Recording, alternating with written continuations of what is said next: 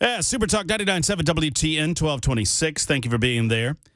If you'd like to get a hold of the show and speak, well, anything of your, anything on your mind, really, 615-737-9986. I'm a bit of an open book today. 615-737-9986. There's also the Super Text line, which is running, but it's running on a delay. And so I'm getting delayed response from my opening monologue. And the delayed response is pretty funny, considering the turn that the monologue took. For example, 0231, this just popped up on my screen 2 minutes ago. Are you about to tell us you're gay? That was last week's show. That's right. And I think, am I correct in noting that the YouTube, Facebook, Twitter, Twitch, what we call Super Talk TV, along with the F&M Bank chat line is up and running now? That is correct. It is now up and running. And it's episode 423, and that episode is entitled... Matt Murphy, we are cheering for a shutdown, largely permanent. Noon to 3 p.m., the libertarian lunch. Pay as you go, no credit. Man. Somebody just wrote in and said, Ellis for loser. Okay, that's fine. Conservatives are more libertarian than they ever have been, except on physical discipline. You know what? They're giving up on the social issues and the physical discipline issues. So tell me how conservatives aren't acting more like Democrats nowadays and libertarians are the only physically conservative thing going. I'll fight you, bro, when it comes to libertarianism versus conservatism. If we need some, we print some. It's just money. I mean, the Republicans and the Democrats are in charge, and if there's one thing they can agree on is we have to overspend money. That's what the lockdown is all about. That's what the shutdown is all about. Don't get me started. The one thing that these two parties can seem to agree on is how to spend and overspend your money, putting it on the backs of your grandchildren, your great-grandchildren. And the people that are trying to put a stop to it, those that are finally drawing a line in the sand and saying no more, and I'm on record as saying I'm all about it, let's shut it down. Until you get the 12 appropriation bills passed, until you get this mess fixed, until you get shut it down. I don't care. I don't care. I don't care. I've ceased caring. But Matt, and I talk to him all the time. I mean, and I can have reasonable conversations with people like Congressman Gary Palmer. We did that yesterday, in which he explained the consequences of the shutdown, yada, yada, yada. I don't care. And I think that's where Americans are nowadays, too. On one side of things, you got a bunch of lemmings that would be willing to walk off a cliff if the left told them to. And on the other side, you've got a lot of free thinkers. And a lot of those free thinkers are a little frustrated with the deep state, a little frustrated with D.C., a little frustrated with the overspending. And by the way, before you start in on, well, Donald Trump this and Donald Trump that, Donald Trump too. Donald Trump was spending like a drunken sailor before COVID. And all of y'all know it. Now, I appreciate the vast majority of his presidency, how he got the economic engine running, how he deregulated our economy. He kept his promise on the southern border. He kept his promise on endless and needless wars. In most every way, I fully appreciated where Trump was. And I'm of the belief that eventually he would have gotten us in a second term, minus COVID, in a pattern of better spending the taxpayer dollars. But don't tell me he was a physical conservative, because he wasn't. He wasn't. In the meantime, your calls, if you so desire. We don't have to talk about any of this. If you want to talk about those family people, a lot of you on the Super Text line are joining in now because that's a delayed action that's happening. It's about a 10-minute delay or so. So a lot of feedback coming in on my opening monologue. 615-737-9986 as we continue at Super Talk 99.7 WTN.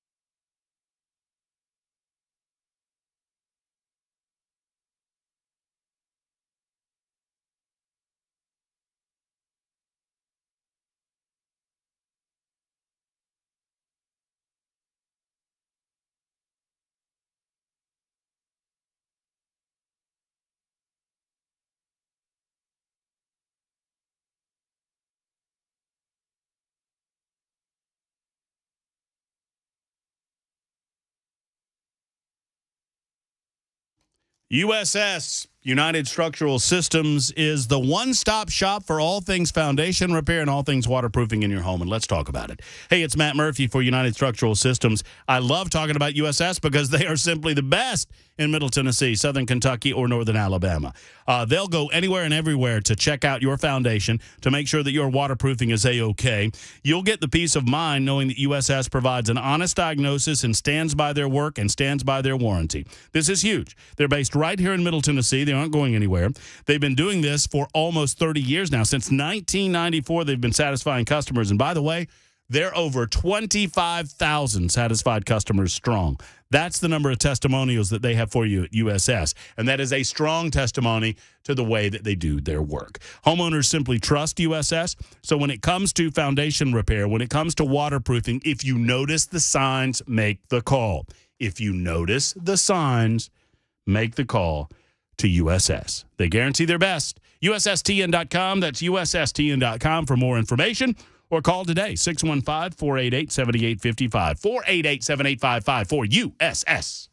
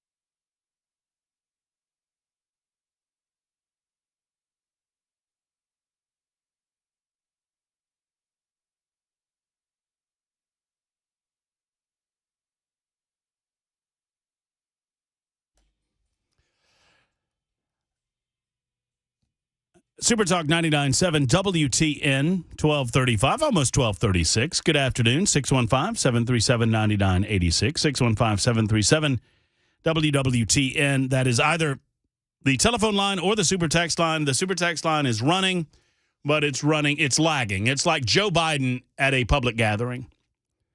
It doesn't seem to know where it's going, and it seems to be 10 minutes behind and no idea what it's saying because of the lag.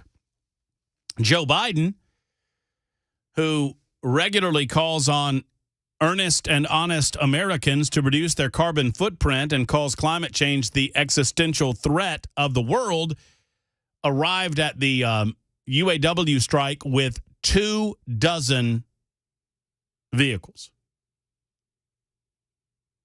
There is zero chance that they need that many vehicles. Zero. There is no way in the world you could explain to me why it is necessary to have 24 separate vehicles for the presidential motorcade. outside of they want the damn thing to look impressive.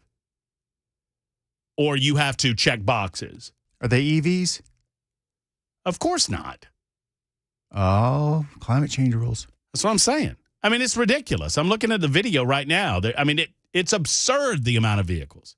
And then when he gets there, he's like grandpa at the family reunion. Somebody's got to go get him and corral him every once in a while because he doesn't seem to know where he is.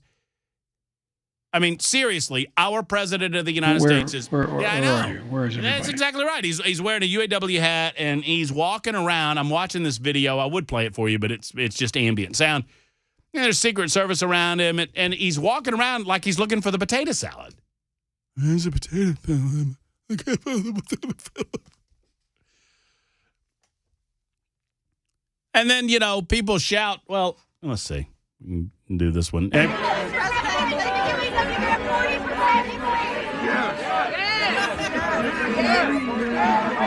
Yeah, that's hard to hear, but someone shouted, Mr. President, should UAW get a 40% pay increase?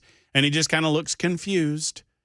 There he is, just looking off into the distance, pondering and pondering. Earlier today, Joe Biden tripped as he walked down the short stairs, exiting Air Force One, and almost busted his tuchus. He uses the short stairs in Air Force One because he's unable to use the tall stairs because he fell so much. So there's that. Michael's in Nashville with a thought about the shutdown. Michael, thanks for your call. Good afternoon, sir. How are you? I'm good, Matt. How about you? I'm doing well. Thank you. So first, let me tell you that I totally agree with you on the government shutdown. Shut it down. Have some intestinal fortitude about yourselves, guys up there. I'm a realtor here in town, and I have been for a long time. Back in the day, most everybody got FHA loans, and I cannot count the times on both of my hands that we could not close a sale because the government had shut down, and that stops the FHA from funding. It will not be the end of the world. Shut it down until you get what you want. Period. That's it. Have some intestinal fortitude.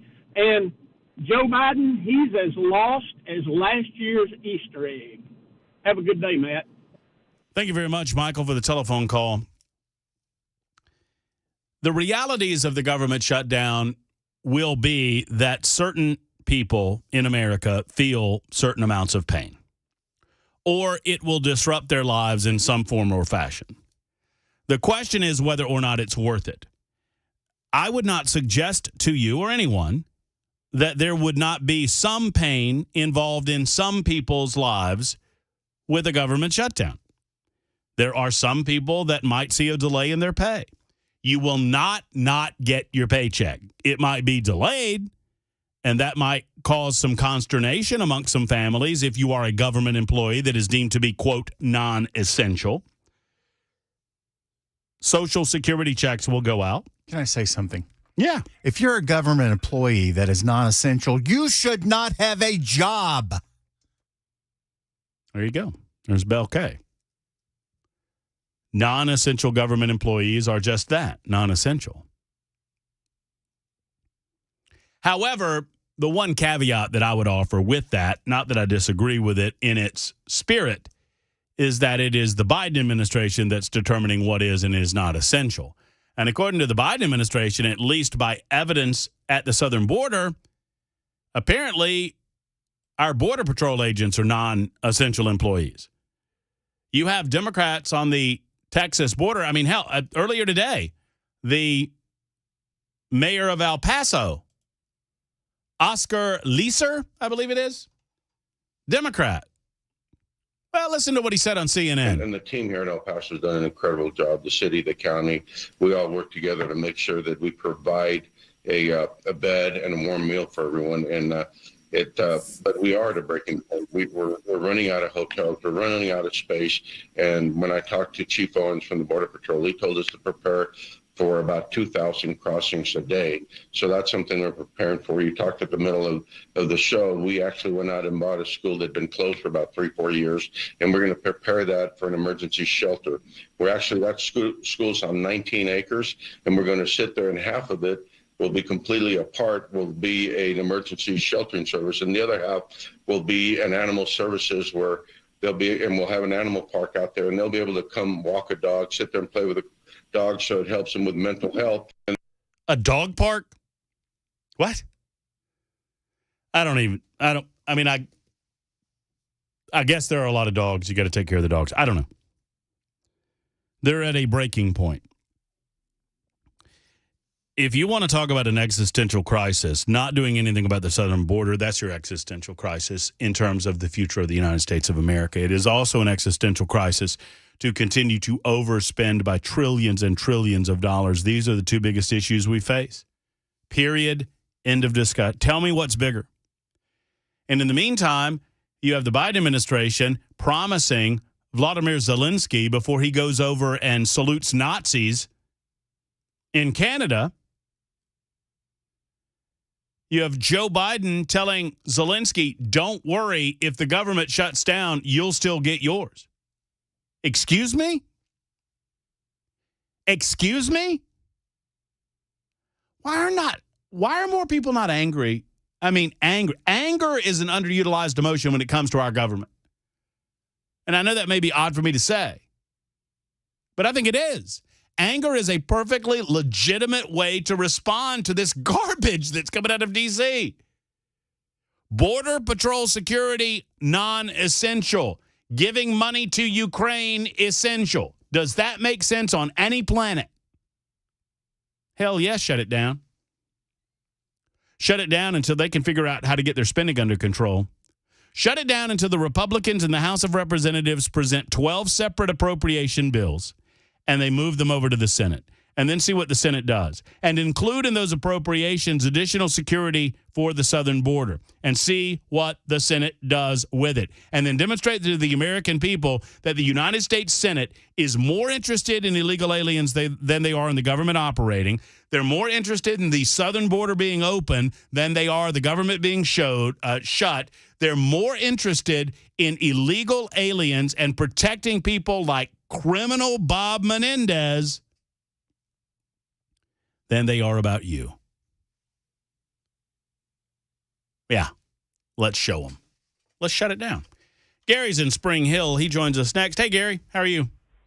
Hey, I'm just fine. Thank you for having me on. I'm talking now as a retired military guy. I've been retired a long time. I got a son in the 82nd Airborne. The barracks, the contracts aren't being done. $15 billion. I don't know where it went, but the sewage backed up, mold, black mold. I seen it for myself last year. I mean, we went in there with my family to help clean up what we could. It's dangerous. Troops are getting sick. Now they got squatters moving in. And I'm saying to myself, shut the government down. Shut it down. Shut it down. Enough's enough.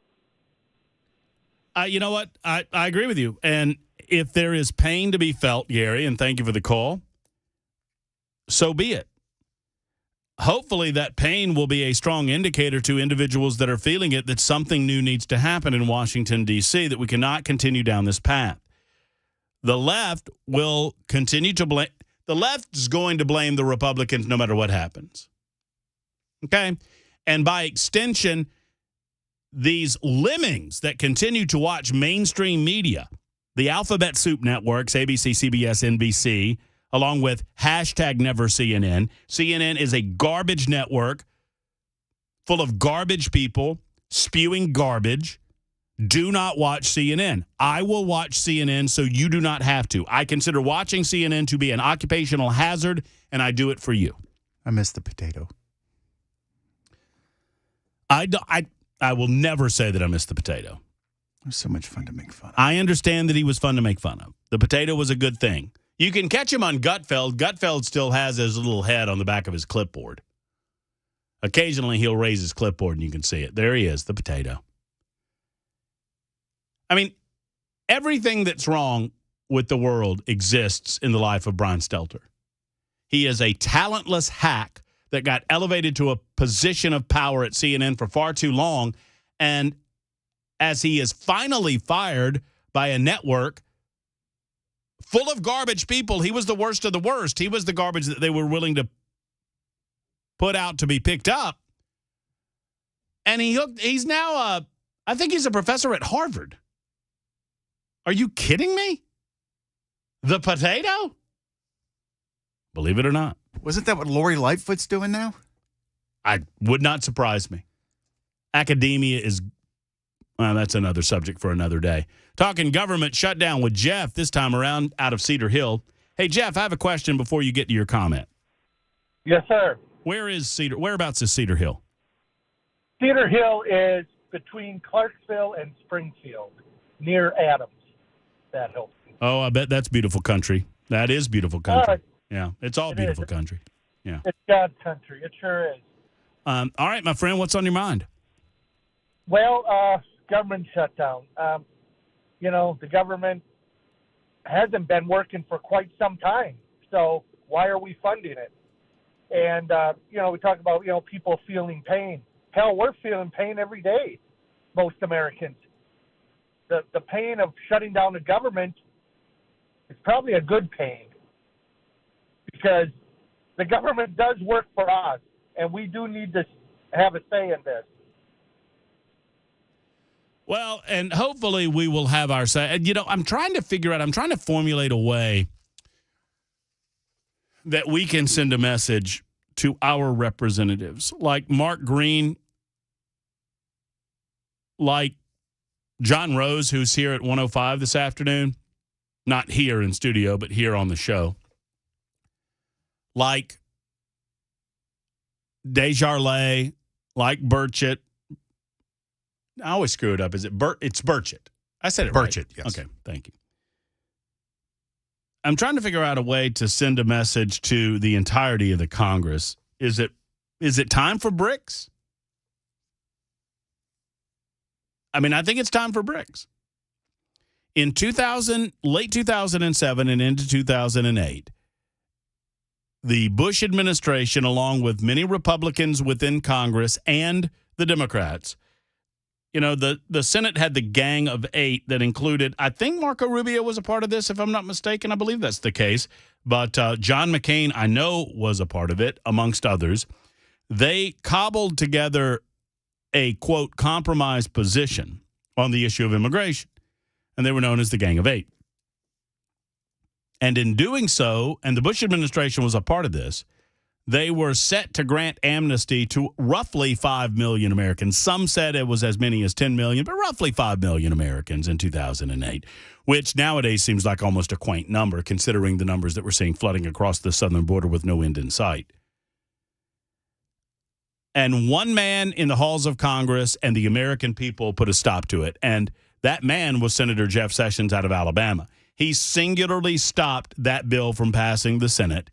And by extension, he stopped granting amnesty to over 5 million illegal aliens in the United States of America. Secondarily, it was you, the American people.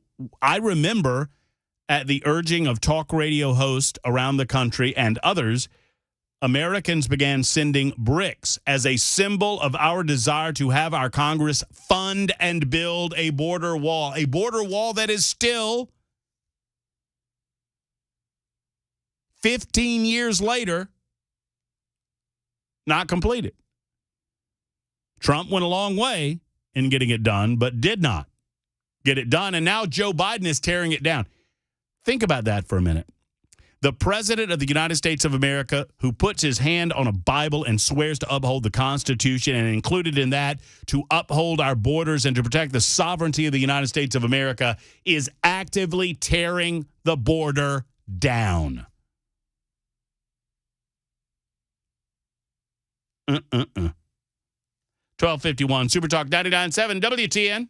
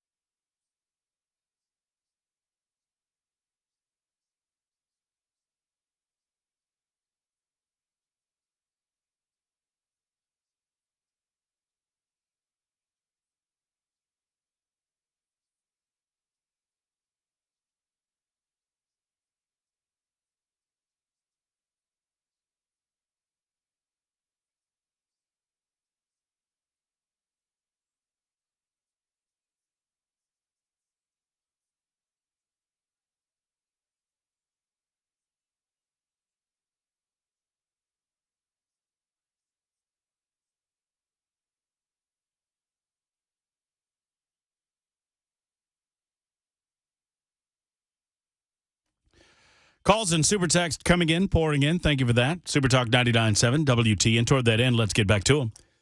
Forrest is in Mount Juliet with a bone or two to pick with me. Hey, Forrest, how are you? Hey, I agree with a lot of what you said. Trump is not a fiscal conservative. He ran up, $8 trillion in debt while he was in office. He did deregulate. He opened up the energy sector. The one thing you said there at the end is completely false. You said he kept his promise on the border. If you recall, every campaign stump speech in 2016, first thing out of his mouth, I'm going to build a wall, I'm going to make Mexico pay for it, and he did not build the wall, and if he had built the wall, we wouldn't be in this mess we're in today. Forrest, if you can, because I don't want to rush it, if you can to understand, I'm putting Forrest on hold. Ask him if he can hold over. I mean, I'll even delay our conversation with John Rose for this because I think it's an important conversation to have, to remind all of our listening audience what Trump had to go through to accomplish what he managed to accomplish on the southern border. And no, he did not get the job done, but I think he kept his promise. And we'll discuss that with Forrest in a moment. And you, it is 12:59 on Super Talk 99.7 WTN. The Matt Murphy Show continues.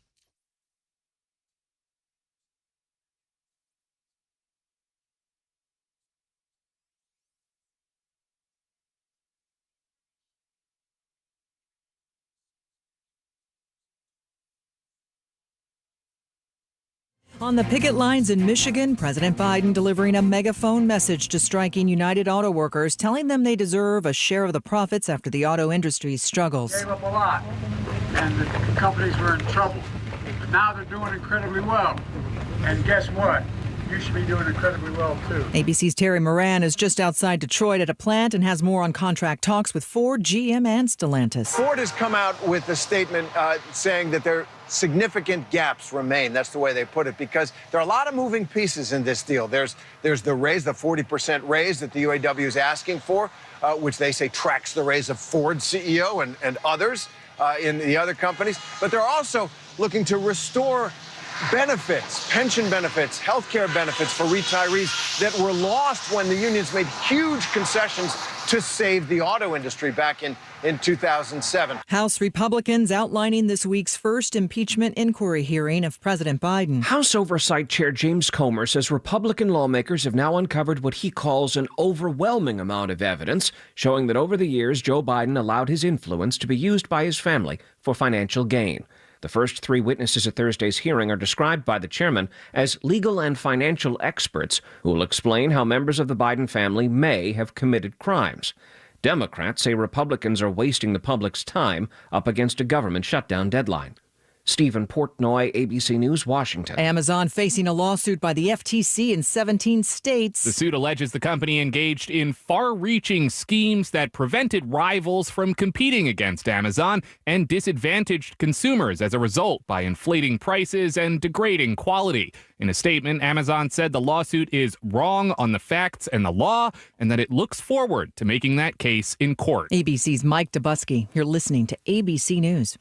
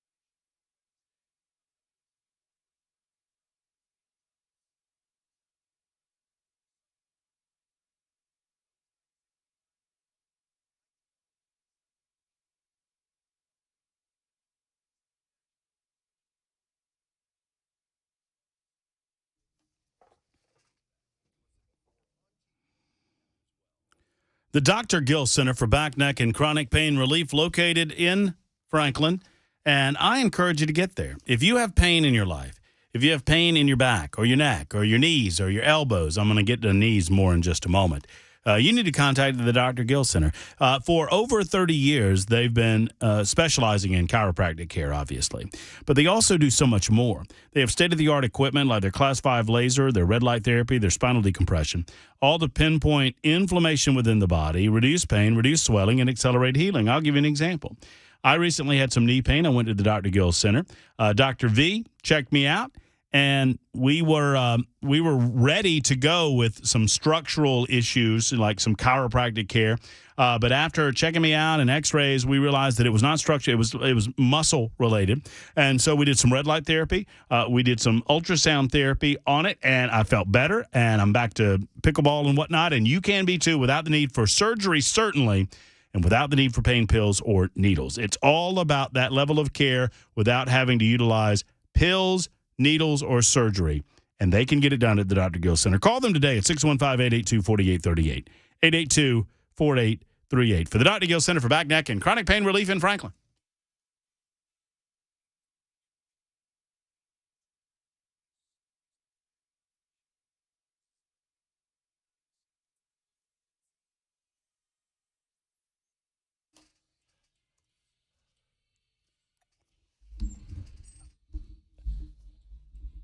Super Talk 99.7 WTN. Busy day. I am making my way out of state at 2:00 today. I will be out tomorrow. I described some of the reasons for this during the first part of the show. I will not belabor that point except to hug those that you love and remind yourself to give a call to your loved ones and tell them how much they mean to you. That said, we've got lots to do in this my last hour of the day. Cameron Smith will be here tomorrow for you, and I'll be back on Thursday. So I'm getting to Congressman John Rose, but Forrest, you mean enough to me that I wanted to finish up the conversation before I went to the good congressman, okay? But I'm a little bit limited in time. But I would say this. I understand that he did not get the job done, and you are correct in your assessment that Donald Trump promised that he would build the wall.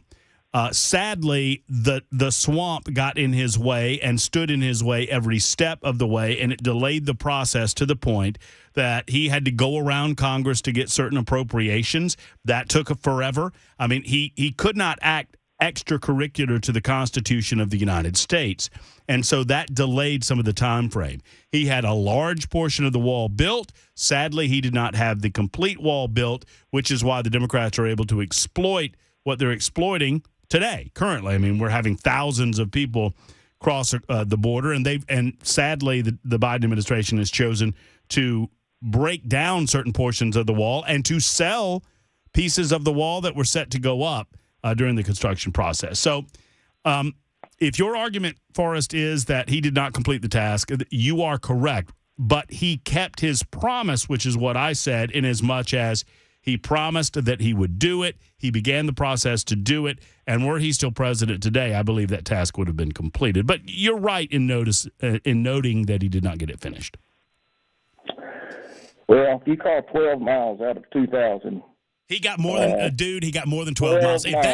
No, that's not true. That is factually incorrect. That's what I've heard and read. Well, where did you hear and read it? It's got to be on the internet? It's got to be true? Forrest, he got more than 12 miles done. Period. End of discussion. It ain't in discussion. No, I mean, he got more than 12. It's not. Well, he had control. Okay, all right. He had control of both the House and the Senate, and he couldn't get it done. Forrest, it's your assertion that he only got 12 miles of the wall built. Is that that's your assertion? Is it further your assertion that he didn't want to build the wall? He was just lying? I don't think he was lying. I just think he had other priorities ahead of that. Like what? COVID got in the way later. COVID. All right, Forrest, I got to go. You know what? It was frankly a mistake to hold you over. You're not making a lot of sense. God bless you. I appreciate you listening. I want to get to our congressman. I'm suspending the telephone call because I don't think it's going really anywhere. I can demonstrate to you that he got far more than 12 miles of the wall built. He was set to build, well, I don't have to say it. John Rose was there. He knows how Congress stymied his desire to get the funding that would have gone to the border wall. Congressman John Rose joins us to talk about the border insecurity that we're experiencing currently and what we can do about that, plus government shutdown. John, we were suspended last time around because he had to go to votes, and I appreciate you stopping back by this week. How are you, sir? Absolutely. Matt, thank you for having me on, and sorry I had to pull away last week. Hated that because I was interested in talking about the issues, but good to be back with you today. Thanks for having me. John, you were in Congress during at least a portion of Donald Trump's tenure, were you not? I think I have that right. I was. In fact, that's part of why I ran for Congress, is because I was frustrated at the lack of support that the president was getting from the Congress, even members of his own party, and so I was here. Unfortunately, we were in the minority from the day I arrived and not able to supply as much help as I had hoped. But I will tell you, I've been to the border a couple of times, and there's far more than 12 miles of new border wall that were built during the president's term. Well, I thought so, too. I just wanted to confirm it with a guy that's been there and has seen it. And sadly, I do believe that the former president would have completed the task were it not for Democrats. And frankly, some of the states involved in the building of the border wall sued the president of the United States, sued the federal government. They attempted to use the bureaucracy at every turn to prevent really securing that border. And we're seeing the impact of that today on our southern border as we speak.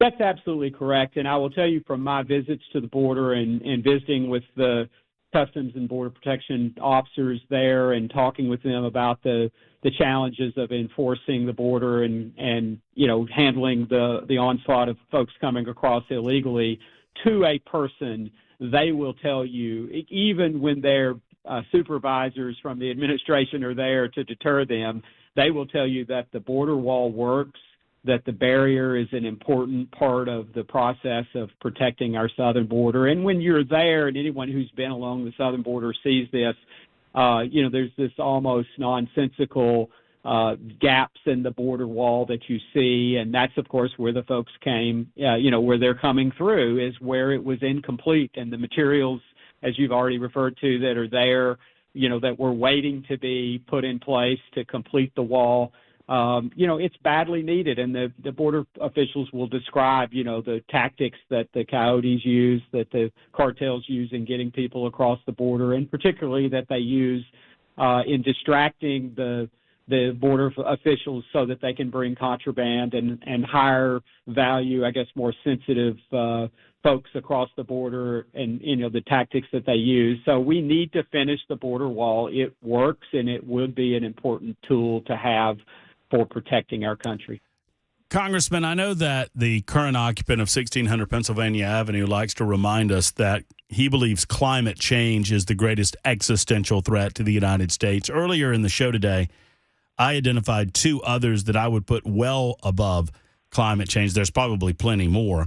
One would be our border security, and the lack of border security, in my opinion, creates a sovereignty issue, a real and present sovereignty danger. Secondarily is the amount of overspending in Washington, D.C. And I know that in Congress, leadership in the House of Representatives, you're kind of putting these two issues together, or at least attempting to, regarding the possibility of a government shutdown. Talk to us about where you are mentally on this and linking the appropriations bill with increased border spending to try to put the onus on the Democrats to do something about it.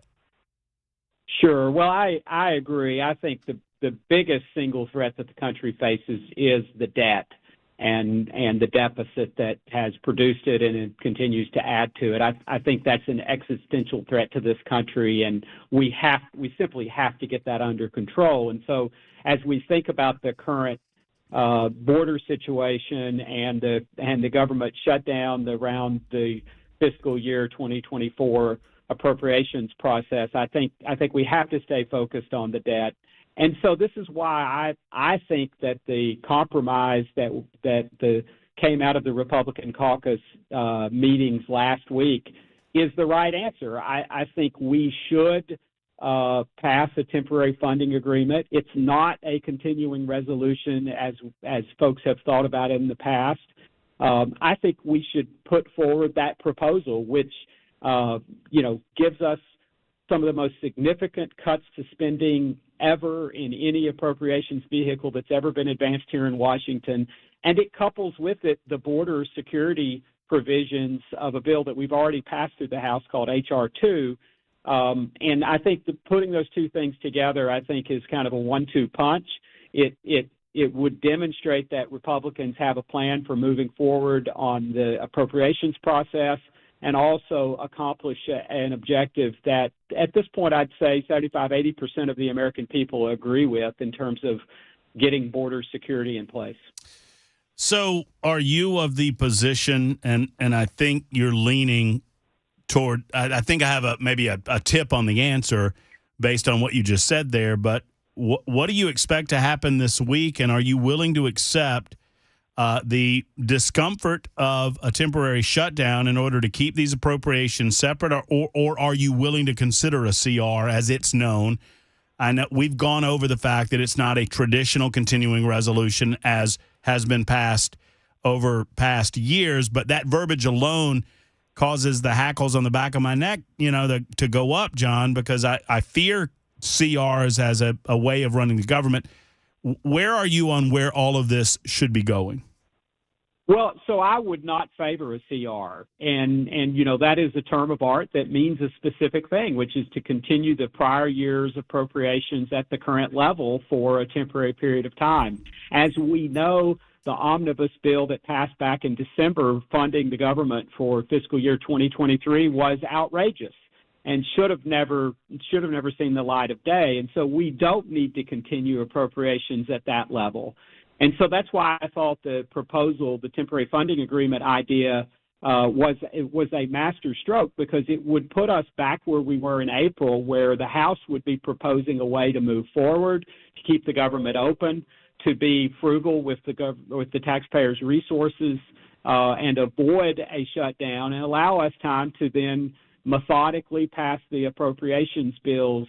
I think we give ourselves a very limited window to do that, and I would not be in favor of it going beyond that window. I think we need to hold our feet to the fire, but I do think a temporary funding agreement would be not only in the best interest of the country, but would be in the best interest of the Republican conference in terms of demonstrating our capacity to lead and to really find the way forward for the country of not only keeping the government functioning, but being responsible, frugal, and conscientious about the debt. Leadership in the House is suggesting that they have moved the ball forward, to use the football terminology, that we do have regular order now, and with that comes an expanded ability for the members of the House of Representatives to offer amendments in the process. It's my understanding there are over 400 amendments already on the 4 appropriations bills that are going to be considered. That takes an amount of time. And if there's any criticism that we are to level, and I don't know that you would, but I'm curious your thoughts about leadership right now and how we got into this place again. Questions are being asked about why we didn't start the process earlier so as to avoid what's going on now, because we know a date. I mean, we know the date certain when fiscal year ends. That never changes, John. But at the same time, their argument is that this process has taken longer than anticipated, and you just have to give us a little more time to finish the process. Have they in fact gotten us back to more of a regular order in the halls of Congress? Yeah, the simple and short answer is yes, because we actually are contemplating and proceeding toward passing the appropriations bills in regular order. As you know, the Senate has passed all 12 out of committee. House has passed 10 out of committee. We've passed 1 all the way across the floor. And so more progress than, we've had in recent years. So I definitely think we've made progress. We also need to keep in mind that the Fiscal Responsibility Act put in place this automatic 1% cut that hits us on January 1st if we don't get the job done. And it is that gave the incentive to the Senate to actually get off their butts and start doing their job. over there. So I think we have to take stock of the victories we've had. On the other hand, I think there is some reasonable and fair criticism that perhaps we should have stayed here in August or come back sooner and had enough runway to actually get more of the appropriations process, hopefully all of it done in regular order. We don't have time for that now. I think it's admirable that we're going to try to do as much of it as we can this week, but we can't finish that process even on the House side in the 4 days that we have left. So I don't see a lot of stock in spending time worrying about whether we could have done it or should have done it. We are where we are at this point, and so I think a temporary funding agreement is that along the contours of the one that was worked out between the Freedom Caucus and the Main Street folks. I think that makes sense. I think these are serious cuts, as you know, and no doubt you've talked about.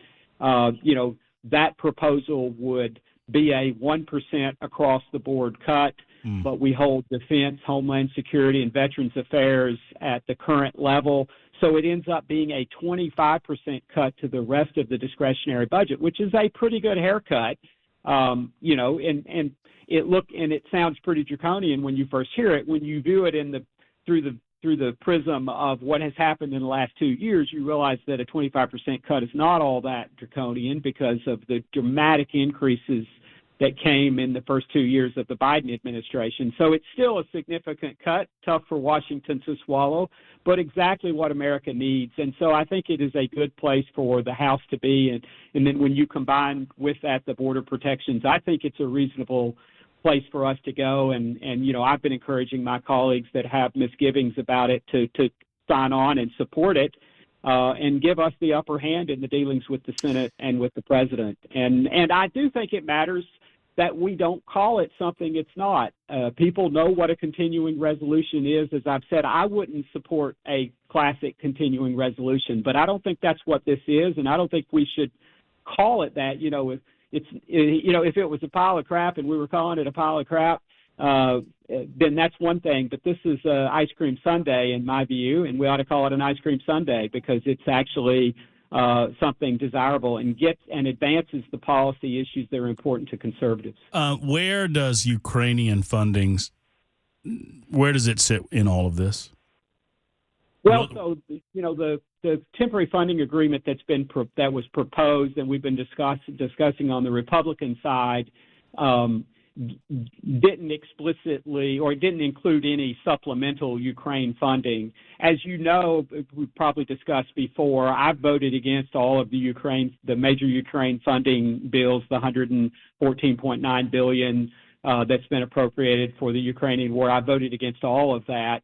There is in the National Defense Authorization Act and in the Defense Appropriations Bill, there is this $300 million provision, which my understanding of that, Matt, is that that's primarily directed at kind of the historic training interaction that we've had with the Ukrainian army, that we have with a lot of our allies around the world.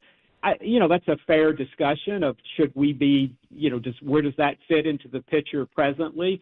But a lot of folks here in Washington that are better informed about military issues than I say this is why the Ukrainian army has been as successful as it has been in defending the country against Russia, defending Ukraine against Russia, is because we had been working with them for some time in a regular and orderly fashion to train their military, and so. Obviously they've been trained better than their Russian opponents, and that's been reflected on the battlefield. And what do you expect if the GOP holds the line in the House? What do you expect the reaction to be in the Senate? I know how the media is going to react to any of this, no matter what happens. They'll blame you. They'll blame Republicans, right? I mean, that's what they do. But what do you expect the Senate to do? Do you believe that they'll hold the line, shut the government down in order to keep the border open? I think Leader Schumer wants to shut the government down. I think he has already calculated that he thinks that the Democrats win the minds of the American people and that he will be able to successfully blame that on Republicans if there's a shutdown. And in my view, I think he's probably right. And the best way to to call his hand is to put forward a proposal that keeps the government operating while we work the appropriations bills through the so-called regular order, and I think that then calls his hand, and I think then he and the Senate would have to respond in some way, just as we saw with the debt ceiling extension back in the spring. I think it would force their hand. I think the American people would respond to that. I mean, and it sells itself at some level. If we can say we did our homework, we've turned it in, the government, all the Senate has to do is pass what we've just passed, and the president can sign it, and there'll be no shutdown. I think that's a winning hand for Republicans, and we've already discussed it's a fairly good step in the right direction in terms of getting our fiscal house in order. John, we'll call it there. Thank you for your assessment of affairs in Washington, D.C. We'll continue monitoring the situation throughout the course of the week and into the weekend, and hopefully it will come to a good outcome. Thank you for your time today. Thank you, Matt. Thanks for having me on, and as always, it's a great honor to represent the people of Tennessee in the U.S. House. Thank you, John. Congressman John Rose of the 6th Congressional District joining us for a few good moments, following up on a conversation that we had late last week, and it was suspended because he had to run to the floor and vote. I guess he was in the cloakroom. It's 124, 125, Super Talk 99.7 WTN. Your call's on the way as we continue on the Matt Murphy Show.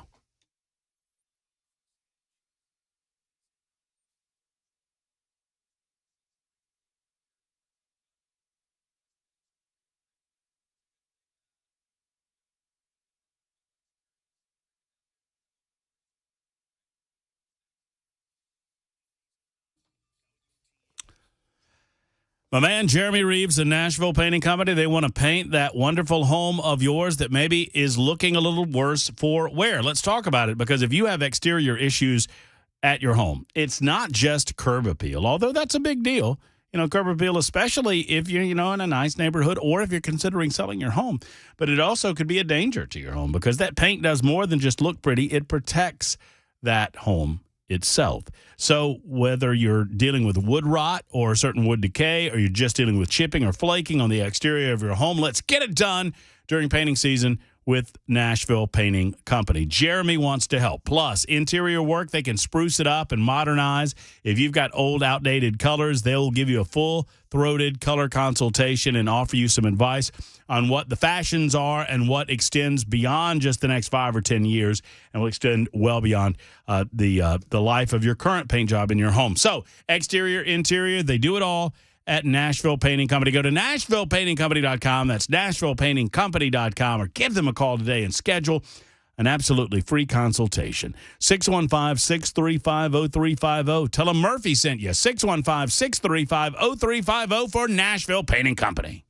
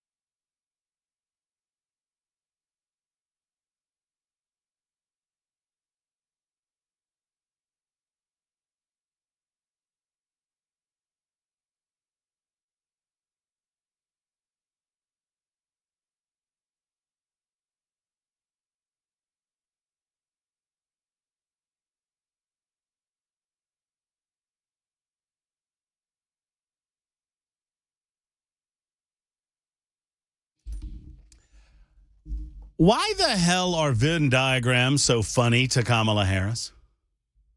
We explore this question and much, much more on the Matt Murphy Show as we continue. We get to the halfway point in just a couple of minutes. I know. I don't. She was at some goofy event. I'm speaking. Oh, sorry. I'm speaking. My bad. Okay. Yeah. Okay. She was speaking at some goofy event earlier today where they kept referring to her. You know, some people call her Madam Vice President. We just call her MVP. Gross. And then there was this. You know, so one of the things that you all have learned, and I just love, I'm going to just confess that I'm a geek on some things. I love Venn diagrams. I do. It was real excited. They were like, same. Someone is drawing one right now. Like, she just starts cackling like a damn chicken. And she does it every time she brings it up. I love, his Venn diagrams. What are you laughing at? That's the thing is, I think if you asked her that question sincerely and she were to answer it sincerely, she has no clue what she's laughing at. No idea what she's laughing at. It is one of her, the same thing with this stupid quote that she makes every time she gets up on a stage about let's not make the... It's a public speaking crutch. What is the... let's not make the future the enemy of the past. Let's unburden the future by the past or whatever the hell she says.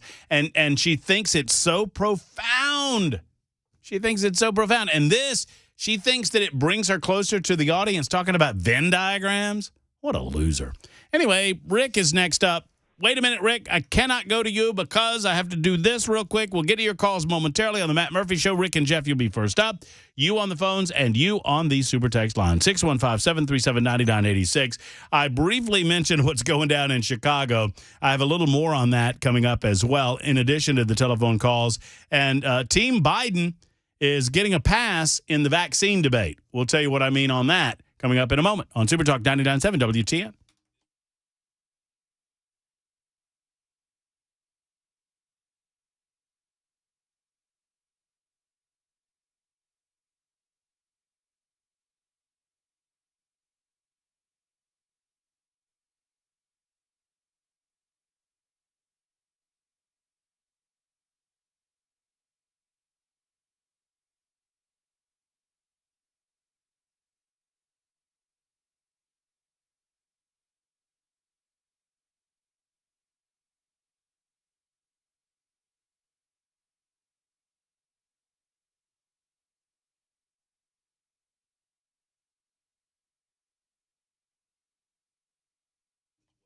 Efficient heating and cooling. Jeff Eddy is my go-to guy for all things heating and all things cooling your environment within your home. And nowadays, I'm encouraging you to get that heating unit maintenanced. Jeff Eddy wants you to do it as well. It can really head off costly repairs in the future. And frankly, folks, you don't want to smell that smell when you crank up the heating element. That means that there's been dust and dander gathering on it for the last 6 months or so since it's been shut down. You want to go ahead and get all of that cleaned out. Plus, allow one of the service techs at Jeff Eddy's Efficient Heating and Cooling to check your unit to make sure everything's running as it should. This could head off repairs in the future. And the last thing you want is one of these cold winter mornings for your heater to go kaput, and then you have to deal with that. Let Jeff Eddy head that off as well with a maintenance call. And it will never cost you more than $125, no matter how many units you have in your residence. Whether it's 2, 3, 4, no matter, $125 is the charge, and oftentimes it's much less than that. At some point, you have to replace, and when that comes the time, they'll talk to you about the advantages of Mitsubishi Electric. They're a diamond contractor there. Or if you want to go another route, they're an Elite Pro partner with Rheem. EfficientHVAC.net, EfficientHVAC.net, or 615 784-4424, 784-4424 for Efficient.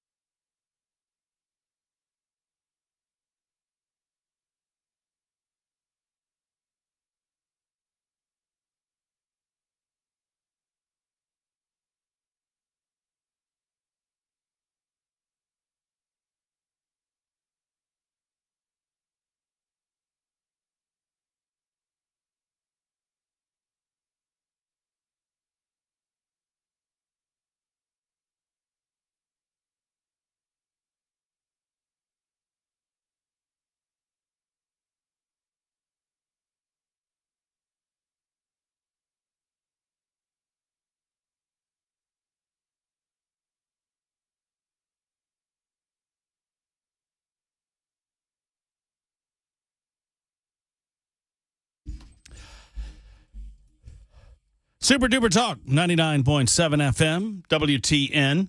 Join us on the Super Talk TV side of things, YouTube, Facebook, Twitter, Twitch. You can see my face. Has anybody guessed my shirt yet? I'm a little disappointed. You can't really see it, can you?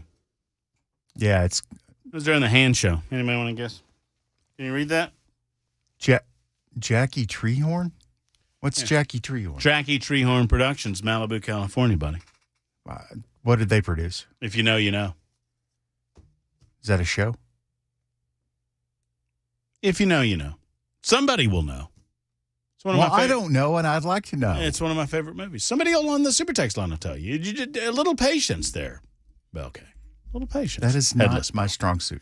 I understand that. 136 Super Talk 99.7 WTN. You have to have patience on the Chicago story. And Rick and Jeff have demonstrated great patience on the Super Talk phone lines. And so let's go to them. Rick is next up in Laverne. Hey, Rick. How are you? Hey, Matt. I'm doing great. I was hoping to catch John and get a reaction to page 51 of this continuing resolution. It indicates where it will return the funding for ICE to something that can be controlled by executive order. And what they're proposing in that is that they can fund and turn ICE into a traveling or a transportation for illegal aliens and remove the main purpose for ICE. And I was just curious because they're trying to pass this thing through as a nothing burger, and this is right in the middle of it, and I haven't heard anybody talking about it. All right. Give it to me one more time, Rick. I need to make sure I'm understanding what you're saying. Go again. Page 51. Page 51 is removing the funding control from the House to that which can be controlled by executive order, and they can take ICE and turn it into a transportation service for illegal aliens. And we certainly do not want that to happen. So it gives them a better and easier ability to transport them around the country so that they can just disperse of them in a variety. Yeah, I see what you're saying. And takes away their and this is authoritative. This is on page 51 of the CR? That's correct. I'll need to ask about it. I wonder if there's have you heard any explanation on it, Rick? I haven't. I've just seen it in an email from Marsha Blackburn, and I'm just trying to see if maybe we can get the word out, if it can be vetted, and make sure that they just can't slip this through and say that the Republicans approved it because they approved the funding bill. Yeah, I mean, this is obviously a Republican-led effort, so one would think that there should be an explanation for what you're describing. I'm going to withhold judgment until I read it for myself, and then I'll put a couple of these. And I'll put a couple of these folks to task. We've got Burchett Thursday. We have Mark Green scheduled for either Thursday or Friday, so we'll ask both of those gentlemen about that. Okay, and I've got a question. You should never trust stairs. Why should you never trust stairs? Yeah, it's because they're always up to something. Always up to something. I like it, Rick. That's pretty good. He never gets to call That's in great. again. That's a great dad joke. No, that's a fine dad joke. I should return the favor. That is proof you can gut punch somebody over the phone. I should return the favor. Bell. Headless Bal. Get ready, Bal. You're going in for a problem. All right, you guys ready? You want the dad joke of the day? All right, go Where's ahead. Mac Morey? Is he back there? He's back there gathering headlines. You want the dad joke of the day, Mac Morey? I'm ready for it. Ready? So this guy is he's got some bees, and he needs some more bees. And so he goes to a beekeeper, and he goes, hey, I need some more bees to replenish my bees in my beehive, making the honey. And the beekeeper says, sure. How many do you need? He said, I need a dozen. I need a dozen bees. And he goes, okay, sure. And so the guy goes and he gets him some bees, and he brings back the bees, and he hands him the bees. And the guy looks at the bee and he counts them, and he goes, "Oh, hey, whoa, there's 13 bees here. I only asked for a dozen." And the guy says, "What? No, that last one there, that's your freebie." You're despicable. You see, that's your freebie. You get it? Gosh. You get it because it's a bee, but it's a Oh, and freebie. it's freebie. It's a freebie. Wow. Yeah, That's good. that's good. That's a good dad joke. I like that. Don't you do that to me. Don't you rain on my parade. How dare you, Headless Bell. Jeff is next in Hendersonville. Hey, Jeff, how are you? How do you follow that joke? That's pretty bad. That's pretty awful, honestly. All right. Hey, quick comment and then a question. But in terms of Jackie Treehorn, I don't know, but I'm going to abide with the Caucasian while I think about it. Here's my comment, which is a good friend of mine's in the steel industry, and they had billions of dollars canceled the moment Biden walked in. So Trump was ready to roll on more of that wall. It cost my buddy almost his job that year. But then my question is, look, we all know what the Democrats are up to in terms of the porous southern border. It's all votes. In terms of what your previous caller said, maybe that's the way to move the votes around where they need them. They're already here. There's 5 million margin, 6 million margin. What will it be by election day? So, and aside from dilution of, American identity, drugs, cartels, human trafficking, and all the negative aspects, are there, to your knowledge, Matt, are there any processes in place, put into place by either the GOP nationally or at the state level by state for verification? Because we know what they're going to do. They're going to shuttle these illegal aliens where they need the votes. That's the bottom line. They only need one more year, really one more term of progressive Democrat control, and there goes the country. So is there anything that you know of on a federal or state level that you can talk to where we could at least mitigate the impact of all these illegal votes they know they're going to harvest? Thanks. I'll shoot it over. Well, and thank you, Jeff, for the call. I will say a couple of points to make. And it's a great call, and it's a great concern of yours, Jeff. The concept of voter integrity is the thing that keeps me up at night. And sadly, it is because we have such little control over the places where it matters. Here's what I mean. So I was at an event with the Tennessee Faith and Freedom Coalition last evening. What a great opportunity. And I want to thank, I haven't done this yet, I want to thank the two Aarons, Gulbranson, and I've been mispronouncing his name since I've known him, but I call him Gulbranson. It's Gulbranson, and Aaron Spradlin of the Tennessee Faith and Freedom Coalition. They invited me along with many, many other people out to an event, their monthly meeting in Williamson County, and it was a good time had by all. And if you were there, thank you for being there. We were joined by a couple of representatives, and one of them was Gino Bolso, who represents that area. And Representative Gino indicated that he has plans to shore up voter integrity and some concerns that we have about voting machines, not just in Williamson County, but across the state of Tennessee in the next General Assembly. So you see movement on the part of the lawmakers in states like Tennessee to make sure that we're doing it the right way. But that's not my concern, and I don't think that's your concern either. The sad reality is that we have precious little control over how Michigan does their business. We in Tennessee have virtually no control over how Pennsylvania does their business, or Georgia, or Arizona, or did I mention Pennsylvania? I think I did. Or Wisconsin. Those are 5 states, Georgia, Pennsylvania, Arizona, Michigan, and Wisconsin, that I am most concerned about with regard to voter integrity. These are the 5 states that I had concerns about, for the most part, regarding voter integrity during 2020. The reason that I say that we have precious little to say about it is because we do not have national elections, nor do we want national elections.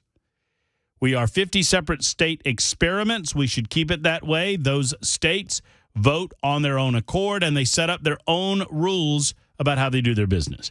It is up to the individual parties, Democrats and Republicans alike, to monitor the election process and to make sure that it's on the up and up, and to insist upon their individual legislatures that they do it the right way. Now, they had COVID on their side in 2020.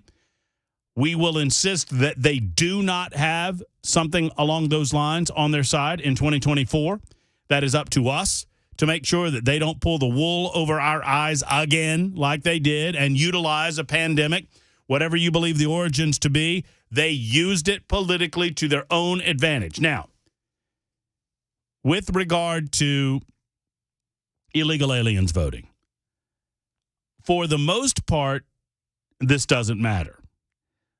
Because for the most part, where illegal aliens are being granted voting rights, they, A, cannot be granted voting rights in presidential elections.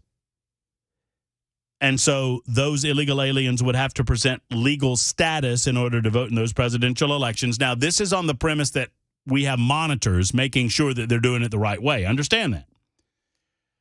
But secondarily, even in those states where a fair amount of illegal aliens have the opportunity to vote, those states are largely bright blue. California, Washington, etc. Right?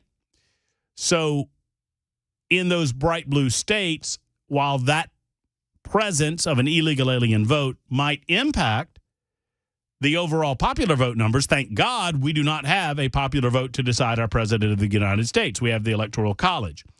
One of the reasons that liberal Democrats push with regularity their desire to destroy the Electoral College is for that very reason, Jeff. They would love nothing more than to pack California with 1, 2, 3, 4, 5 million illegal aliens, then give them carte blanche on voting without regard for their legal status, and pack the popular vote numbers in order to affect the outcome of the election. Let me tell you something. If we ever saw the elimination of the Electoral College, you would never see another Republican elected to the presidency, ever, because of this reason. So you're right to be concerned about all of these things. As far as a plan goes, I've seen plans in Tennessee. I've seen plans in several other individual states. Alabama's one of them. I've seen an organization effort in Florida, but I've not seen it in those 5 states that matter. And you are right, Jeff. We need organizations to be created right now to go and to monitor these individual states, to monitor the various election points within the states. And I understand the Republican Party is working on it nationally. I don't know that I have any faith in Ronna McDaniel. I mean, these are the same people that were monitoring 2020. What tactics have changed? You've asked me that question. And I'll be honest with you, I don't know the answer. But I will get it from a national perspective. So I understand what's going on in the individual states. I have all the faith in the world in the red states, no faith in the blue states. The 5 swingers, as we call them, Georgia, Michigan, Wisconsin, Pennsylvania, and Arizona. I have concerns about voter integrity in those states. And those 5 states could tilt the election. You know what? I don't know that those 5 states at this point could tilt the election for Joe Biden. Not for Joe Biden. Which is why I think you and I and anyone else who loves the United States of America should be very protective of Joe right now. I mean it. Protective of his presidency. Protective of his ability to run again. And anyone that suggests that he's too old to run, you point the finger and you call them ageist. How dare you? I've turned 180 degrees on this. Now, I do not believe Joe's going to make it. I began saying that in March, and I will continue to say it because I continue to believe it. However, we should do everything in our power to try to get him there, to get him across the finish line. It's our best chance at victory. Any other candidate, they might have enough wiggle room to cheat and win.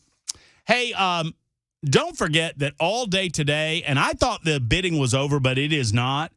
all day today, you can bid on incredible experiences with Super Talk 99.7 WTN and the Nashville Soccer Club to fight kids' cancer and to support the Monroe Carroll Jr. Children's Hospital. Right now, you can find the link up at 997WTN.com, and you can bid on a $1,500 sales package from WTN. That's pretty good. A remote broadcast with your favorite host. And I know that will be me, right? Do we know who's in the lead on that? I don't know, but I want to know. Can we find out? I was going to say, who do we have to ask? I want some of that action. I think I'm obviously I'm the choice. I'm the most affable. No, that would be Mandis. Oh, that's true. I'm the tallest. I'm the tallest host. That would be Brian Wilson. Right. What is it? 6'5"? I'm the youngest. I'm the youngest host on the staff. So no, that would be Chris Hand. Well, what the hell am I bringing to the party? I mean, okay, I got Mac Morey. I've got Mac Morey. Oh, there you go. Oh, wait. No, I don't. Mandis gets more Morey than I do nowadays. What? Starts ticking me off, to be honest with you. Mandis don't get me. I get head. My executive producer doesn't even have a head. That's not untrue. It's not untrue. But I don't know, to answer your question, but I know that I want to win. So y'all put your money where your mouth is. Remote broadcast with me, Matt Murphy, at your business. I'll get you some. I promise you, I will hawk for you. If you get me to your business, you know what I'll do? I'll get Mac Morey out there, and he'll flip one of those signs for you. You know what I mean? Oh, yeah, really good at that. Oh, he'd be good at that. Yeah. That's like to kids his age, that's almost like a hacky sack. Don't you feel like every person that you ever see flipping one of those signs is either mentally challenged or they're on drugs? No, honestly, my reaction is that person's willing to hustle to make a buck. No, that's true. It's probably the way that I should feel about it. You can go to a game with the Nashville Soccer Club. You can get down on the field with the Nashville Soccer Club as the teams warm up, among other things. Help Kick Cancer. You can text Kick Cancer to 615-488-4401 or find the link at our SuperTalk website, 997WTN.com. That's 997WTN.com.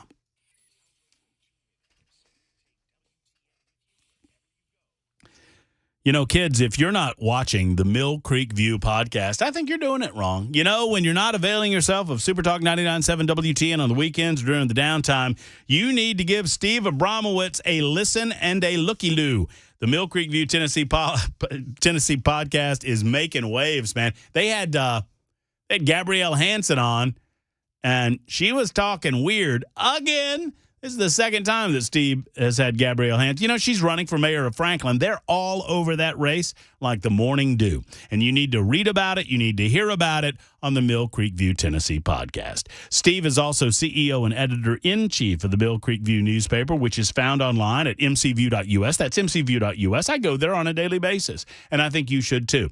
The podcast includes, of course, political talk, but also sports, entertainment, culture, authors, arts, and much more. Found on Deezer, iTunes, iHeart, Spotify, or any of your favorite platforms. Also, Rumble Video. It's Mill Creek View, Tennessee. Stop by today.